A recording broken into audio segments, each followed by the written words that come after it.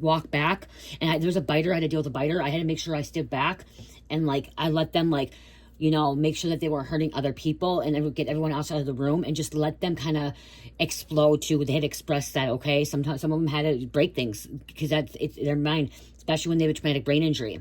Okay, because some of them had traumatic brain injury, so they're not processing things. When this psychopath is up here in this anger part here, you guys, hostile and stuff, they're not able to process anything. Okay, in their mind, they're not able to process it because they're already in this level of like, it's kind of like if you get fucking high off drugs and you're in this euphoria, you know what I mean? And you're like, oh my God, and this ecstasy and this happiness, and like, or when you're like going through a spiritual awakening and you're being enlightened and you go through this happiness and joy. Well, when you're in a very, very tough spot and this person's acting out, going crazy, they're in this top of the pyramid, this anger, hostile. There's no change in their mindset at that moment. Nothing. So the best thing for you to be doing is just to walk away, okay? Even if they're wrong, even if they are wrong, okay? Even if they are wrong, you walk away, be patient, you calm down, you kind of be the bigger person, okay? And at that time, you're hoping and praying that they're able to, like, they start de-escalating, they start calming down, and they can start rationalizing, because they can't rationalize at this. They can't process. Nothing's going through their head at this time.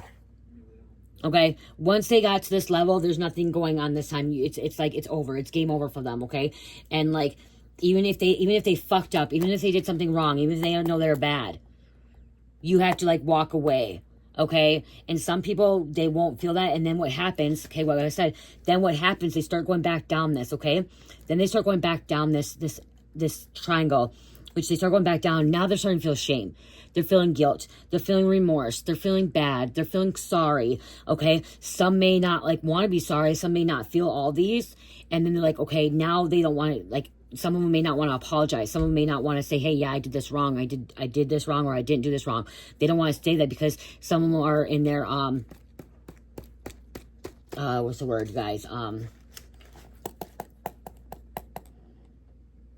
Not ego. It's ego too, but pride. Their pride. Now they're in their pride. So now they're like, okay, I can't say no, because even though I'm wrong, even though this person right up here knows they're wrong, they did something wrong, they still are in their pride, and they're like, they can't apologize, and they can't say, yeah, they did wrong, because they're not that type of person, they think.